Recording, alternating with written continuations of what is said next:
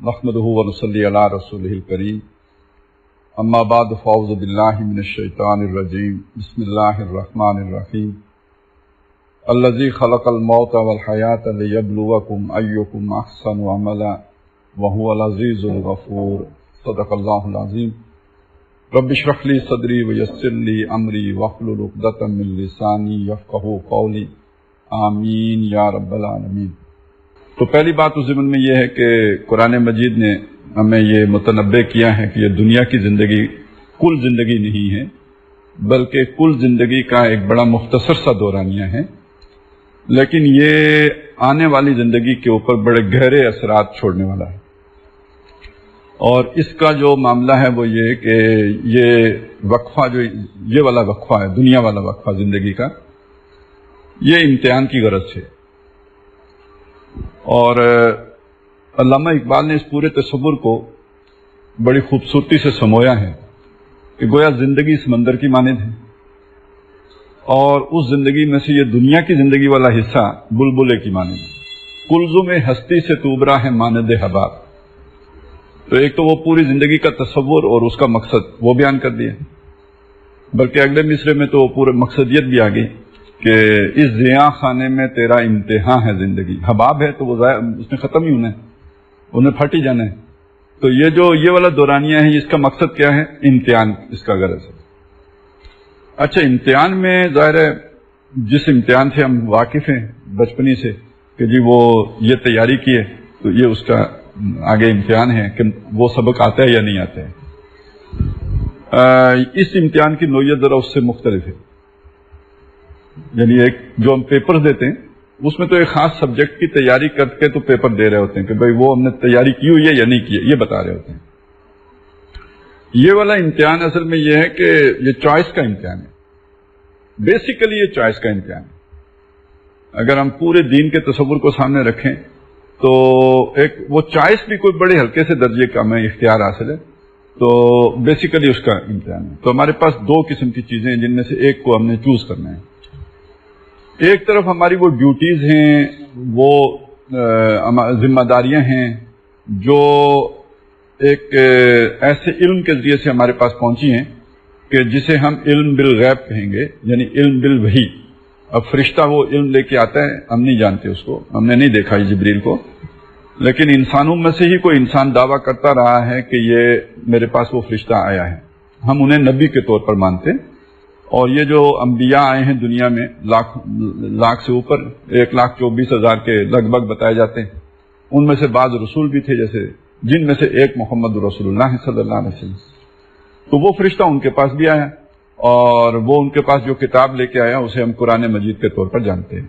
और हमारा ईमान है कि उसमें किसी शोशे का कोई फर्क नहीं है।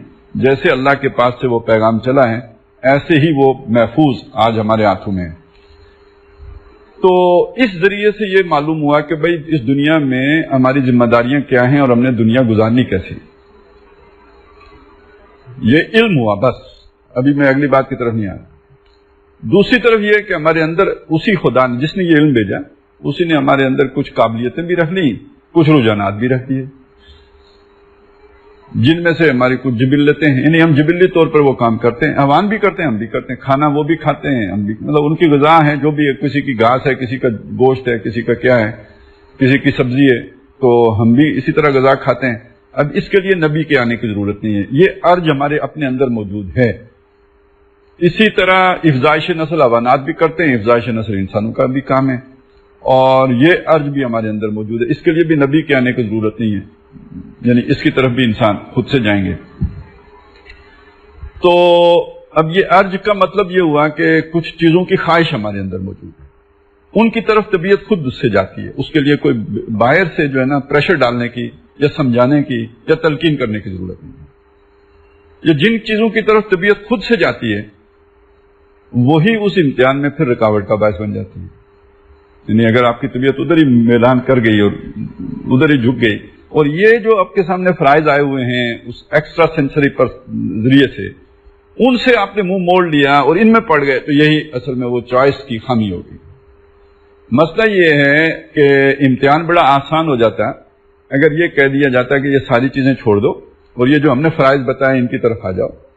تو پھر تو امتحان بڑا آسان ہو جاتا ہے. لیکن یہ کہا گیا کہ نہیں، یہ جو آپ کی ارجیز ہیں ان کو پورا بھی کرنا ہے، صرف اس طریقے سے پورا کرنا ہے جو ہم نے طریقہ بتایا ہے، اس وحی کے ذریعے سے جو طریقہ بتایا ہے اس کے ذریعے سے کرنا ہے. اب ایک ہی مثال سے سمجھ لینا، کھانا کھاتے ہیں، عوام بھی کھاتے ہیں، وہ اپنی مرضی، ہم انسان بھی کھاتے ہیں، تو ہمیں بتا دیا یہ حلال ہے، یہ حرام ہے، یہ کھا سکتے ہو، یہ نہیں کھا. ایک تو یہ مسئلہ ہو گیا. دوسرا یہ کہ مسلمان بھی کھاتے ہیں، کافر بھی کھاتے ہیں، کوئی بائیں ہاتھ سے کھا رہا ہے، کوئی کیسے کھا رہا ہے، ہمیں بتا دیا کہ بھئی یوں کر کے کھانا ہے، اس طرح پکانا ہے، یہ کرنا ہے. اس میں سے کوئی چیزیں جو عقل کی ہیں، کچھ چیزیں وہ ہیں جو ہمیں قرآن کے ذریعے سے یا نبی صلی اللہ علیہ وسلم کی سنت کے ذریعے سے معلوم ہوں گی. تو اسی طرح شادی کا معاملہ ہے، صفائی کا معاملہ ہے، ہر چیز کو دیکھیں تو مسلمان بھی کر رہا ہوتا ہے، کافر بھی کر رہا ہوتا ہے. وہ اپنے معقول طریقے سے، جو اس کی سمجھ میں عقل سے آیا ہوتا ہے، وہ اس طریقے سے کر رہا ہوتا ہے، ہم اسے اس طریقے سے کر رہے ہوتے ہیں جو اللہ کے نبی صلی اللہ علیہ وسلم نے بتایا ہوتا ہے. تو ایک تو اس کا یہ پہلو ہو گیا کہ وہ کام جس کی ہمارے اندر ارج موجود ہے اس کو کرنا، لیکن اس طریقے پر کرنا، حیوانوں کی طرح نہیں کرنا یا آزاد خیال لوگوں کی طرح نہیں کرنا، بلکہ اس طریقے سے کرنا کہ جو ہمیں سنت رسول صلی اللہ علیہ وسلم سے اس کام کو کرنے کا طریقہ معلوم ہو جائے. تو یہاں تک تو بات ایک طرف یعنی چلیں، کام کے طریقے کا یہ فرق ہے، تو اس پر بھی گزارا ہو سکتا ہے. اصل مسئلہ اس سے آگے آتا ہے کہ بھئی یہ جتنی بھی چیزیں ہیں ان کو ضرورت کی حد تک رکھنا ہے، انہیں استعمال میں لانا ہے، ان کے عاشق نہیں بن جانا ہے، ان میں گم نہیں ہو جانا ہے. آپ کی زندگی کا مقصد کوئی اور ہونا چاہیے. اب یہاں آ کے اصل پیچا پڑتا ہے. یعنی یہ وہ جگہ ہے جسے بتایا گیا کہ انسان کے لیے بڑی محبوب کر دی گئی ہیں یہ چیزیں. یعنی زین للناس حب الشہوات من النساء والبنین والقناطیر المقنطرۃ من الذهب والفضۃ والخیل المسومۃ والانعام والحرث. اور اگر آپ قرآن مجید کو پڑھتے جائیں نا تو یہ چیزیں مختلف یعنی عنوانات کے تحت آپ کو ملتی رہیں گی. کہیں اس کے لیے جو ہے نا آ گیا المال والبنون زینت الحیات الدنیا. اب وہاں صرف دو چیزیں آئی ہیں، لیکن آپ اس وقت ذہن میں رکھیں کہ اصل یہ پوری ایک تفصیل ہے جو دی گئی ہے یہاں پہ. مال میں وہ ساری چیزیں آ جائیں گی. اب بیٹے ہونے کے لیے پھر عورتیں بھی ہوں گی، بیٹے ہونے کے لیے پھر وہ سارے رشتہ داریاں بھی ہوں گی. تو وہ یعنی وہ جو وہاں رشتہ داریوں کی تفصیل آ گئی ہے، جب بیٹوں کی تفصیل، وہ اس کے مال کی تفصیل آ گئی ہے، ہرس ہے یا سونا چاندی ہے یا یہ سارا مال ہی ہے نا. تو اس سارے کو سمو دیا ایک لفظ میں، مال میں. المال والبنون، سارے رشتے بنون میں آ گئے، زینت الحیات الدنیا. سورہ توبہ کی آیت نمبر 24 میں ان کو 8 چیزیں رکھ دی. آباؤکم ابناؤکم اخوانکم ازواجکم عشیرتکم اموال اقترفتموها تجارت تخشون کسادها مساکن ترضونها. یعنی اسی بات کو یہاں پہ اس انداز میں کہہ دیا ہے. اور اس کو ذہن میں رکھتے ہوئے اب اس طرح کی آیات کو ذہن میں لے کے آئیں. لا تلہکم اموالکم ولا اولادکم عن ذکر اللہ. تمہارے مال اور تمہاری اولاد تمہیں اللہ کی یاد سے غافل نہ کرے. یعنی غافل ہونے کا کیا مطلب ہوگا کہ اللہ کو یکسر بھول جائیں اور اسی میں گم ہو جائیں. اچھا غافل ہونے کا، اچھا اسی کو یہ بھی کہا یہ فتنہ ہے. انما اموالکم واولادکم فتنہ، یہ مال اور اولاد ہی فتنہ ہے. تو گویا مسئلہ یہاں جا کے بنتا ہے کہ جب ہم ان چیزوں پر ضرورت سے زیادہ فوکس ہو جاتے ہیں بلکہ انہی میں گم ہو جاتے ہیں، تو اس کا مطلب ہے کہ یہ امتحان میں ناکامی ہوگی. اب بے شک ہم اسی طریقے کے مطابق ان کو حاصل کر رہے ہوں جو سنت طریقہ ہے، لیکن ہماری زندگی کا مقصد ہی ان کا حصول بن گیا ہے، تو اس کا مطلب یہ ہے کہ ہم راہ سے بھٹک چکے ہیں. بے شک ہم سنت طریقے پر عمل کر رہے ہیں، بے شک ہم نمازیں پڑھ رہے ہوں اور نماز پڑھ کے ہماری دعا یہی ہو کہ اللہ مال تھوڑا سا اور دے دے، میرے اسباب میں برکت پیدا فرما دے. تو اب دیکھنے میں ایک نیک عمل ہے، لیکن اس میں ہماری پوری فوکس جو ہے ہمارا وہ دنیا کمانے کی طرف ہے. اس کو اصل میں وہ جو آیات ہے نا سورہ بقرہ کی کہ جہاں حج کا حکم آیا ہے، تو اس کے ذیل میں پھر یہ بات بھی آ گئی فَمِنَ النَّاسِ مَن يَقُولُ رَبَّنَا آتِنَا فِي الدُّنْيَا وَمَا لَهُ فِي الْآخِرَةِ مِنْ خَلَاقٍ. آیا ہوا حج کرنے کو ہے، نیک کام کرنے کو آیا ہوا ہے، لیکن مانگ دنیا رہا ہے. تو ایسے لوگوں کے لیے آخرت میں کوئی حصہ نہیں. اس سے اگلی بات جو کہی وہ کیا ہے؟ وَمِنْهُمْ مَنْ يَقُولُ رَبَّنَا آتِنَا فِي الدُّنْيَا حَسَنَةً وَفِي الْآخِرَةِ حَسَنَةً وَقِنَا عَذَابَ النَّارِ. وہ آخرت کو بھولے نہیں، دنیا کی بھی ضرورت جتنی تھی وہ مانگی، لیکن آخرت کو بھی پیش نظر رکھا. یہ بیلنس اگر آپ رکھیں گے تو آپ امتحان میں صحیح چل رہے ہیں. لیکن اگر یہ بیلنس امبیلنس ہو گیا، آپ جھک گئے، اور جھکنے کا ہر وقت امکان رہتا ہے، اور دنیا ہی مانگنے لگے، بے شک نمازیں پڑھیں، پھر بے شک حج کرنے جائیں، پھر بے شک عمرے کریں، لیکن یہ کہ وہ پھر فما لہ فی الآخرۃ من خلاق، یہ رکوع میں صرف اس وقت یہ چاہتا ہوں کہ آپ بعد میں جا کے اس کا مطالعہ کریں، بڑا دلچسپ ہے. یعنی یہاں پہ تو بات آئی ہے ایک ایبسٹریکٹ، ایک تجریدی بات ہے، یہ کوئی یعنی وہ اس کو کنکریٹ انداز میں نہیں پیش کیا گیا. اس کی پھر باقاعدہ تمثیل جو سامنے لائی گئی ہے وہ اسی رکوع میں آگے دو کردار پھر اسی انداز میں بیان کیے گئے. جیسے یہاں نا فمن الناس، تو اسی طرح آگے آتا ہے وَمِنَ النَّاسِ مَن يُعْجِبُكَ قَوْلُهُ فِي الْحَيَاةِ الدُّنْيَا. لوگوں میں وہ بھی ہیں کہ جن کا قول بات کرنا، آپ اس میں ان کا عمل بھی شامل کر لیں، کیونکہ بعض حدیثوں میں عمل کا بھی ذکر ہے، وہ کافی ساری حدیثیں، خاص طور پہ جن لوگوں کا مطالعہ ہے وہ جو خوارج سے متعلق احادیث ہیں ان میں اعمال کا بھی ذکر ہے، تلاوت قرآن کا بھی ذکر ہے. تو وَمِنَ النَّاسِ مَن يُعْجِبُكَ قَوْلُهُ فِي الْحَيَاةِ الدُّنْيَا، دنیا کی زندگی میں ان کی بات چیت تو آپ کو بہت بھائے گی، بہت اچھی لگے گی، بہت یعنی دل ربا محسوس ہوگی، پرکشش ہوگی. وَيُشْهِدُ اللَّهَ عَلَى مَا فِي قَلْبِهِ، بات کرتے ہوئے وہ اپنے مخلص ہونے کی قسمیں بھی کھائے گا، اللہ کو گواہ بنائے گا کہ میرے دل میں خیر ہی خیر ہے. وَهُوَ أَلَدُّ الْخِصَامِ، حالت یہ ہے کہ وہ سب سے زیادہ مخالف ہے دین کا. سامنے آ کے یہ باتیں کر کے اذا تولا، جب لوٹ کے جاتا ہے، سعی فی الارض لیفسد فیہا ویہلک الحرث والنسل، اس کوشش میں ہوتا ہے کہ وہ زمین میں فساد مچائے اور کھیتی اور نسل کو برباد کرے.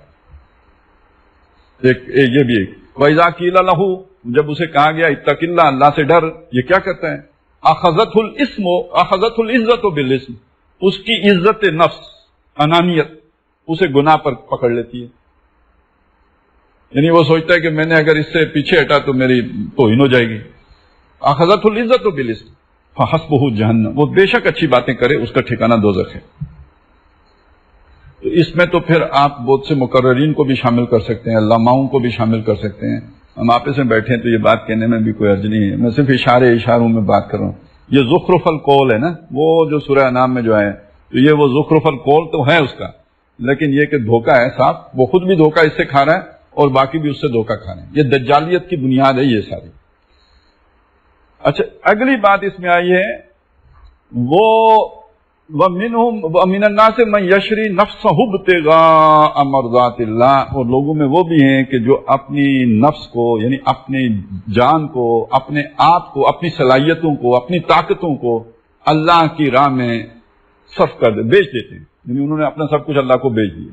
اب اس میں جان، مال، ہر شے، اپنی طاقت، قوت، جسم، سب اللہ کو بیچ دیا. کیوں بیچا؟ ابتغاء مرضات اللہ، تاکہ اللہ تعالیٰ کی رضا حاصل ہو جائے. واللہ رؤوف بالعباد، ایسے بندوں کے لیے اللہ تعالیٰ بہت ہی نرم خو ہے جو اس طرح اپنے آپ کو اللہ کے لیے وقف کر دیں.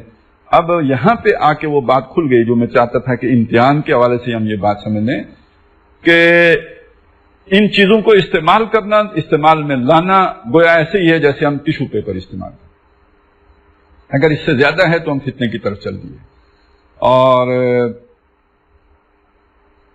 اللہ ہمارے ساتھ رحم کا اور رافت کا اور رحمت کا معاملہ کرے، اس کا تقاضا یہ ہے کہ ہم اپنا سب کچھ اللہ کے لیے لگانے کے لیے تیار ہیں.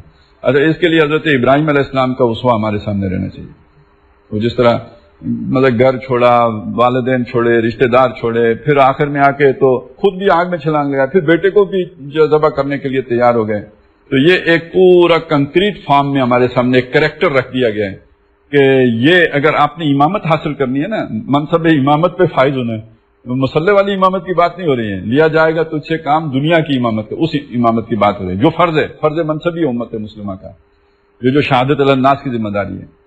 تو اس کے لیے ضروری ہے کہ وہ لوگ ہوں کہ جو اپنا سب کچھ در حقیقت اللہ کو بیچ چکے. ان اللہ اشتری من المؤمنین انفسهم واموالهم بان لهم الجنہ.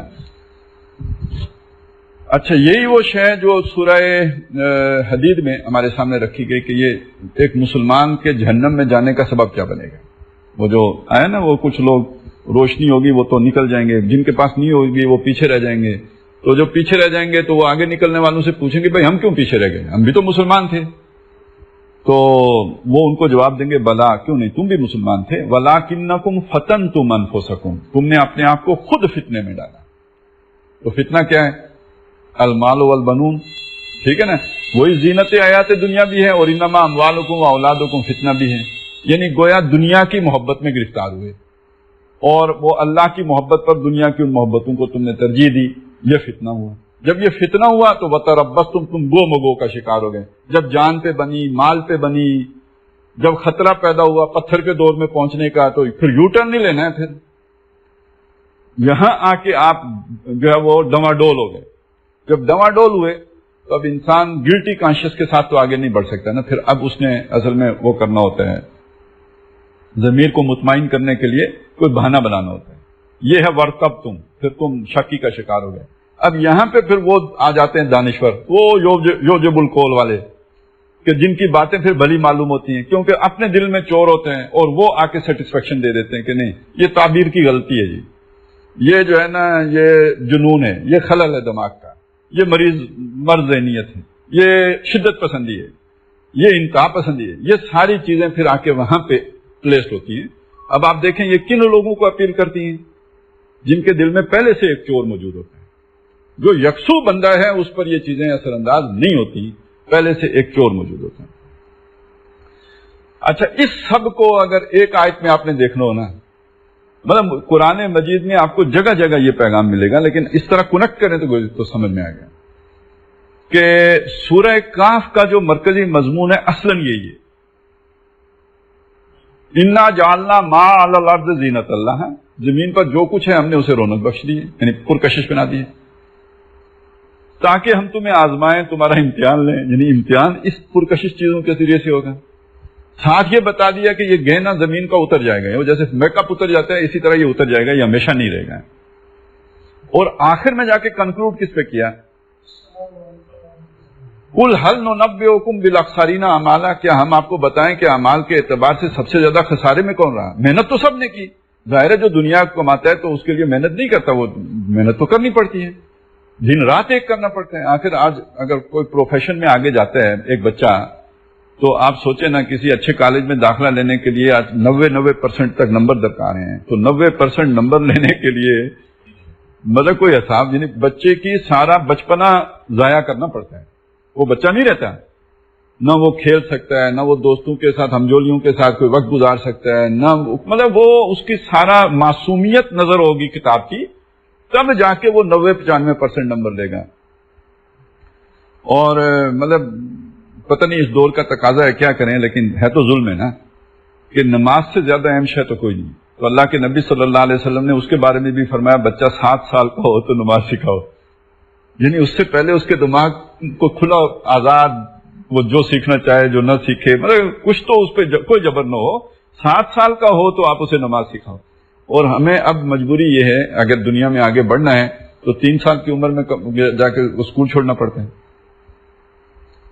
اور وہ ہمارے زمانے میں تو میٹرک میں بھی اتنی کتابیں نہیں ہوتی تھی جتنی اب ہم وہ پرائمری لیول پہ دیکھ لیتے ہیں کہ بچے کے وہ بستے میں جتنی کتابیں ہوتی ہیں، ہم تو ہاتھ میں پکڑ کے لے جاتے تھے 9ویں 10ویں میں بھی۔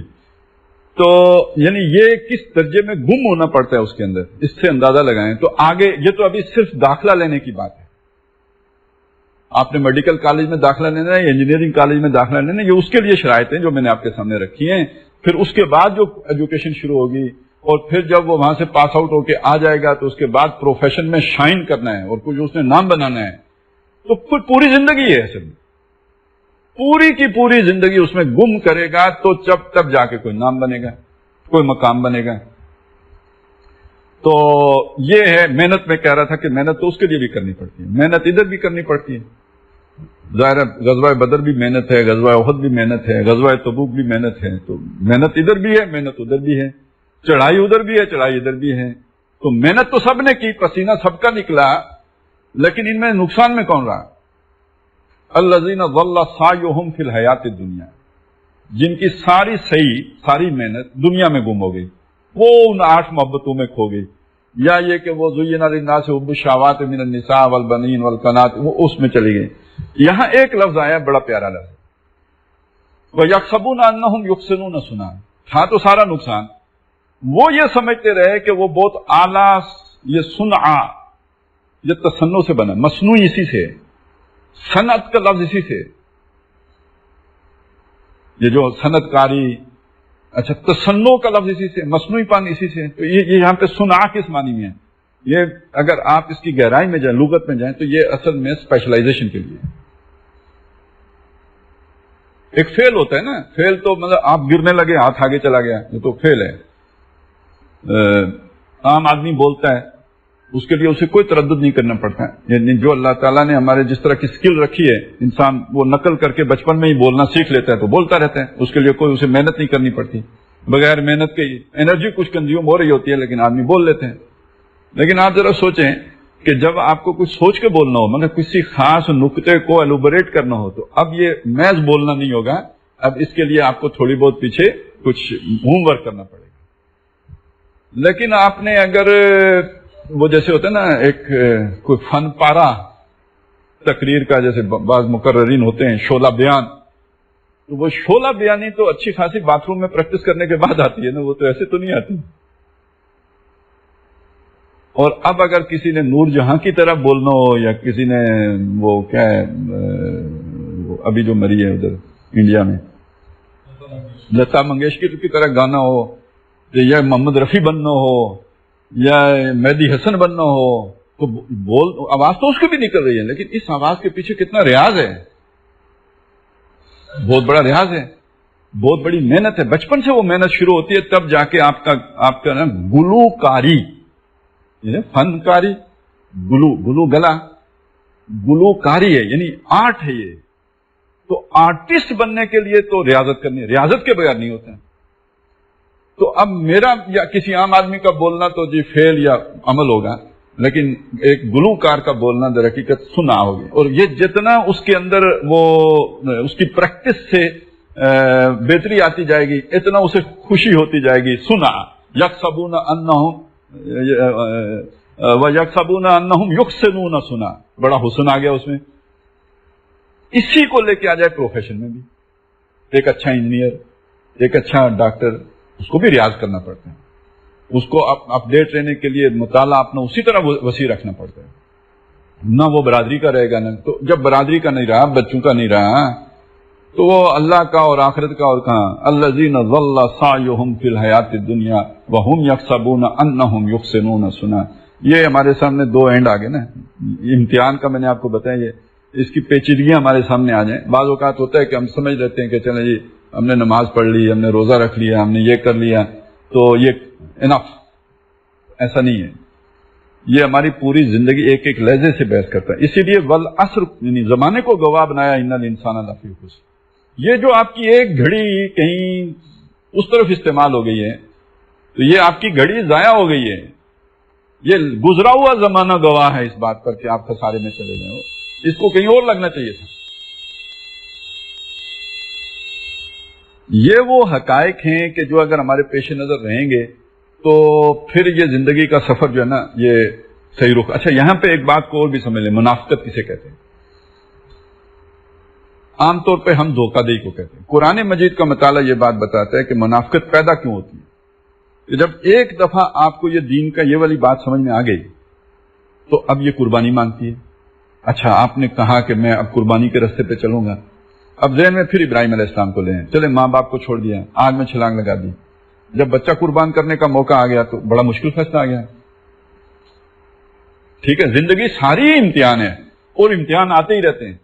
اس موقع پہ بھی اگر ابراہیم علیہ السلام قدم پیچھے ہٹا لیتے تو وہ پچھلی ساری قربانی یا نہیں ہو جاتی. تو ہم کیسے سمجھ لیتے ہیں کہ ہم نے جب ایک دفعہ فیصلہ کر لیا کسی تحریک کا حصہ بننے کا یا یہ، اس کے بعد جو ہے وہ کوئی پریشانی نہیں آ سکتی ہے، اس کے بعد کوئی سموتھ سیلنگ تو نہیں. امتحان تو مرتے دم تک ہے. جب مرتے دم تک امتحان ہے تو مرتے دم تک جو ہے وہ امتحانات آتے رہیں گے نئے سے نئے. اب جس مرحلے پر کوئی چیز بیٹا عزیز ہو گیا یا جان عزیز ہو گئی یا کاروبار عزیز ہو گیا یا نوکری عزیز ہو گئی یا کیریئر عزیز ہو گیا یا پروفیشن عزیز ہو گیا، وہ موقع ہے کہ اندر، یعنی اصل میں تو تبدیلی اندر آئے گی. آپ اس کا اظہار تو نہیں کر سکتے. آپ نے کسی سینئر کو، کسی ساتھی کو بتا تو نہیں سکتے کہ بھئی میں تو اب اندر سے بدل گیا ہوں، کاروبار کی اہمیت ہے. اندر جب جو یہ تبدیلی آئے گی تو در حقیقت اندر نفاق کا جرثومہ داخل ہو گئے. بعض اوقات وہ ابھی کورونا گزرا ہے نا، تو اس کی علامات نہیں ہوتی تھی، ٹیسٹ کراتے تھے تو پتہ چلتا تھا کہ جی ہے جراثیم ہے اندر. بس جب اندر یہ تبدیلی آ گئی تو نفاق اندر آ گیا. اوپر ابھی ہم اسی طرح مجاہد رہیں گے، ہمارے اوپر سے جہاد کا چھلڑی نہیں اترے گی، اوپر سے بالکل وہ جہاد والی شکل و صورت بھی رہے گی، بیان بھی رہے گا، اندر وہ تبدیلی آ سکتی ہے. اب یہ اللہ کا کام ہے کہ وہ ہمارے اندر کو باہر نکالے گا. ہم نہیں چاہیں گے کہ باہر نکلے، ہم کبھی نہیں چاہیں گے کہ وہ باہر نکلے، لیکن یہ اللہ نے صاف بتایا کہ میں اب اسے اندر نہیں چھوڑوں گا، جسے باہر نکالوں گا. ساتھ یہ بھی بتایا کہ ایسے نہیں نکالوں گا کہ میں لوگوں کو وہی اتاروں کہ بھائی فلانا فلانا فلانا منافق ہے. نہیں، چھوڑوں گا بھی نہیں تمہیں اس حالت میں، اور یہ بھی نہیں کروں گا کہ لوگوں کو میں وہی کے ذریعے سے بتاؤں. ما کان اللہ لیذر المؤمنین علی ما انتم علیہ. اللہ ایسا نہیں ہے کہ اہل ایمان کو اس حالت میں چھوڑے رکھے جس پر کہ وہ ہیں، حتی یمیز الخبیث من الطیب، جبکہ ان کے اندر جو اس طیب کے اندر جو خبیث پہلو آ گیا اس کو نکال کے علیحدہ نہ کر دوں. نکالوں گا ضرور. وما کان اللہ لیطلعکم علی الغیب. اللہ ایسا بھی نہیں ہے کہ تمہیں بتائے غیب کی باتیں کہ کون جو منافق ہو گیا. نہیں، ایسا نہیں. تو پھر کیسے بتائے گا؟ آزمائش، جسے ہم دنیا میں امتحان کہتے ہیں نا. یہ بدر کیا تھا؟ یہ احد کیا تھا؟ یہ غزوہ احد کے موقع پہ یہ آیت نازل ہوئی، اور اس میں جگہ جگہ یہ بات آئی ہے. مطلب اس میں جو غزوہ احد پہ جو بحث ہوئی ہے نا، 6 رکوع ہیں، پورے 6 رکوعوں میں وہ بحث کی گئی ہے. یہ بہت یعنی آپ غزوہ احزاب پہ دیکھیں 2 رکوع ہیں. غزوہ بدر پہ ویسے تو پوری سورہ انفال ہے، لیکن اس میں جو جس حصے میں خاص طور پہ غزوے کو زیر بحث لایا گیا ہے تو وہ تو 1-2 رکوع ہی بنیں گے. سورہ توبہ میں ذرا وہ اس میں فتح مکہ کا بھی ذکر ہے، لیکن براہ راست ذکر بھی نہیں ہے. غزوہ حنین کا ذکر ہے، ایک آیت میں ذکر ہو گیا، وَيَوْمَ حُنَيْنٍ إِذْ أَعْجَبَتْكُمْ كَثْرَتُكُمْ. پھر جو آخری اس کے 8-10 رکوع ہیں اس میں ان حالات پر جو غزوہ تبوک سے پہلے پیش آئے اور غزوہ تبوک سے واپسی پر پیش آئے. خود جو غزوہ ہے اس پر کوئی اتنی لمبی چوڑی بات ہی نہیں ہے. وہ غزوہ تو اس طرح ہوا ہی نہیں، جنگ ہی نہیں ہوئی. جس جنگ پر سب سے تفصیلی جو تبصرہ ہے نا اللہ کا، وہ غزوہ احد ہے، اور 6 رکوع ہیں. اور اس میں جو بار بار جو بات بتائی ہے نا، وَلَيَبْتَلِيَ اللَّهُ مَا فِي قُلُوبِكُمْ، تاکہ اللہ دیکھ لے. اللہ کو تو خیر پتہ ہی تھا، دکھا دینا بھی اس میں. وَلَيَعْلَمَ اللَّهُ الَّذِينَ آمَنُوا، تاکہ اللہ معلوم کر لے کہ کون ایمان والے ہیں. اچھا یہ بھی آ گیا اس میں کہ وَلَيَبْتَلِيَ مَا فِي قُلُوبِكُمْ، تاکہ اللہ آزما لے اس کو جو تمہارے دلوں میں ہے. وَلَيُمَحِّصَ مَا فِي قُلُوبِكُمْ، اس طرح کے آپ کو جگہ جگہ پہ اس میں یہ الفاظ ملیں گے کہ یہ اصل میں وہ چھانٹی پروگرام ہے. وہ خبیث اور طیب کو چھانٹنے کے لیے یہ ایسے حالات اللہ نے بنائے. یہ نقطہ آپ سمجھ لیں تو آپ کو غزوہ احزاب کا بھی سمجھ میں آ جائے گا کہ اس میں 2 رکوع جو ہے نا، 1 رکوع تو بیان ہی ان لوگوں کے لیے کیا گیا کہ جب وہ حالات آ گئے مشکل تو وہ ان کی جو دل میں تھا وہ ان کی زبانوں پہ آ گیا، چھپا ہوا تھا تو ظاہر ہو گیا. یہ ہے اللہ تعالیٰ آزمائش بھیج کر تو اس چھپی ہوئی شے کو ظاہر کر دیتے ہیں. اور یہ اللہ کی مستقل سنت ہے. اللہ نے کہا یہ میں نہیں چھوڑوں، اور اس وقت تک تمہاری مدد، یعنی ایسی مدد جس کے نتیجے میں اقتدار حاصل ہوتا ہے، نہیں کروں گا جب تک کہ یہ چھانٹی نہ ہو لے. اچھی وجہ سمجھ لیجئے، اگر اللہ کی مدد پہلے آ جائے، اس چھانٹی سے پہلے اللہ کی مدد آ جائے، تو جو لوگ بڑے بولے ہیں، لمبی لمبی تقریریں کر لیتے ہیں، یوجب القول کے مالک ہیں، تو وہ تو معلوم ہوگا کہ اصل تو قربانی ان کی تھی. منزل انہیں ملی جو شریک سفر نہ تھے، اس لیے کہ وہ باتوں نہیں ہیں، اس لیے کہ وہ اپنی مارکیٹنگ کرنا جانتے ہیں. تو اس سے پہلے ہی چھانٹی کر کے ان کو نکال دو، کیونکہ وہ آ کے پھر گند کریں گے. اقتدار ان کے پاس آئے گا تو اس اقتدار کا ناجائز فائدہ اٹھائیں گے. یہ تو اللہ والوں کے پاس آنا چاہیے تاکہ اسلام بدنام نہ ہو، تو اس سے پہلے وہ چھانٹی ضروری ہے. تو یہ تو دنیا میں بھی اللہ چھانٹی کرتا ہے، لیکن یہ چھانٹی اللہ تب کرتا ہے جب وہ اہل ایمان کو اس منصب پر فائز کرنا چاہتا ہے. نہیں تو پھر ٹھیک ہے، رہتا ہے. الا یہ کہ کوئی بڑا علامہ بن جائے تو اس علامہ کی علامیت اگر ہو منافقت پر مبنی تو وہ دنیا سے جانے سے پہلے اللہ تعالیٰ اس کا بھرم کھول دیتے ہیں، کیونکہ اس نے تو دین کے نام پر بڑی کمائیاں کی ہوتی ہیں تو اس کا تو کھولنا ہوتا ہے. لیکن یہ کہ کسی عام آدمی کا وہ تب کھولتا ہے جب یہ والی چھانٹی کرنی مقصود ہو. بہرحال اصل نقطہ اس میں یہ تھا جو ہمیں سمجھنا ہے کہ یہ امتحان اصل میں ہے کیا. یہ صرف اتنی سی بات نہیں ہے کہ ہم صبح اٹھ کے نماز پڑھنے کے لیے جا سکے یا نہیں جا سکے. یہ بھی بہرحال یہ تو چھوٹی سطح کا امتحان ہے ضرور ہے، لیکن یہ یوں سمجھے یہ ابتدائی امتحان ہے، جیسے آپ نرسری میں جاتے ہیں یا جیسے آپ وہ بالکل پرائمری کا جو درجہ ہوتا ہے، اصل امتحان تو اس سے آگے ہے نا، کہ جس میں پھر یہ کہ مال جان اسباب سب کچھ اللہ کے لیے لٹانے کا ارادہ پیدا ہو گیا یا نہیں ہو گیا اس کی جانکاری ہے، اور اصل کامیابی اور ناکامی کا دار و مدار سارے کا سارا اس پر ہے۔ کس کی انگلی اللہ پکڑے گا، اس کی مدد کرے گا، اس کو ہر باطل سے، ہر شر سے، ہر دجال سے بچائے گا، جس کی یہ نیت صاف ہو چکی ہے، اور جس کے یہاں پہ کھوٹ ہوگا تو پھر انہی کو اللہ تعالیٰ چھوڑ دے گا۔ مختلف قسم کے جو دجال مارکیٹ میں موجود ہوں گے ان میں سے کسی کا بھی وہ شکار ہو جائیں گے، انہیں کہیں نہ کہیں وہ اپنے جو ہے نا وہ بہکاوا، کیونکہ انہوں نے اللہ سے دھوکہ کیا تو پھر اللہ بھی انہیں چھوڑ دے گا کہ دھوکے باز ہی اب ان کو ٹکریں۔ یہ ہے جو ساری چیز ایک بصیرت ہمیں حاصل ہوتی ہے قرآن مجید سے، اور خاص طور پہ جو بھی تحریکی لوگ ہیں جنہیں اس بات کی سمجھ آ گئی ہو کہ اصل زندگی کا مقصد کیا ہے، اصل خطرہ بھی تو پھر ان کے لیے ہوگا کہ انہیں ہر وقت اس کے لیے چوکنا رہنے کی ضرورت ہوتی ہے، نہیں تو بس تھوڑا عرصہ آدمی چل کے دنیا اپنی طرف پھر کھینچ، یہ دلدل ہے نا، اس کی کشش بہت ہے تو یہ اپنی طرف کھینچ لیتی ہے۔ تو بس آج ہم یہاں تک ہی رکھیں گے، اور اگلی کے لیے جو میرے ذہن میں ہے وہ میں آپ کے سامنے رکھتا ہوں کہ اگر ہم دنیا کا تصور کریں، جیسے میری زبان سے الفاظ نکلیں دلدل کا، تو دلدل میں کوئی پھنس گیا ہو، دھنس گیا ہو، تو نکلنے کا راستہ کیا ہے؟ کوئی دوسرا تو جا کے اندر جائے گا تو وہ بھی گیا۔ ایک ہی طریقہ ہو سکتا ہے کہ کوئی دور سے رسی پھینکے، یہ اس رسی کو پکڑ لے اور وہ رسی کی مدد سے اسے کھینچ کے دلدل سے باہر نکل آ جائے۔ وہ رسی اللہ تعالیٰ نے قرآن مجید کو بنایا ہے، وَاعْتَصِمُوا بِحَبْلِ اللَّهِ جَمِيعًا۔ اس کے ساتھ جڑے رہیں گے تو ہم اس نفاق سے بھی بچے رہیں گے، اس دلدل کی حقیقت بھی ہمارے سامنے جو آشکارا رہے گی، اس میں رہیں گے، اس کے اوپر چلیں گے مگر ڈوبیں گے نہیں، کیونکہ گزر کے اسی دلدل سے پار پہنچنا ہے۔ اس کے بغیر تو وہ تو پھر رابانیت ہے، وہ بھی اسلام پسند نہیں کرتا ہے، پھر امتحان ہی نہیں ہوا۔ تو جو رسی پکڑ کے نکلنا ہے وہ قرآن مجید کی رسی، اس کے بغیر اگر نکلنے کی کوشش کریں گے تو لازمی ڈوبیں گے۔ اور یہاں پہ بس اب دو چیزیں ہیں، اور وہ بھی میں مختصر آپ کے سامنے رکھ دیتا ہوں کہ رسی اس کا لنک اللہ کے ساتھ ہے، طرفہ بایدیکم و طرفہ بید اللہ، اس کا ایک سرا تمہارے ہاتھ میں ہے، دوسرا سرا اللہ کے ہاتھ میں، تو گویا یہ اللہ سے کنیکشن کا بھی ذریعہ ہے، اللہ سے تعلق کا ذریعہ بھی یہی قرآن مجید ہے۔ اور دوسری چیز جو میں چاہوں گا کہ نبی صلی اللہ علیہ وسلم سے تعلق کا ذریعہ بھی یہی ہے، اور اسی کے ساتھ اس چیز کو جمع کر لیجئے کہ ایک شے ہے شخصیت پرستی۔ یہ جو شخصیت پرستی ہے اس کی ایکسٹریم صورت تو شرک تو بنی جاتی ہے، لیکن اس کے لیے جگہ کہاں سے بنتی ہے؟ ہمارے دل میں محمد رسول اللہ کی وہ عظمت نہ ہو جو ان کی ہے، تو وہاں کوئی اور شخص آ کے ڈیرا ڈالے گا۔ اصل میں وہ خلا پیدا ہوگا، کھانا خالی ہوگا، اس خالی خانے میں کوئی نہ کوئی آ کے بسیرا کرے، کوئی قبضہ گروپ آئے گا۔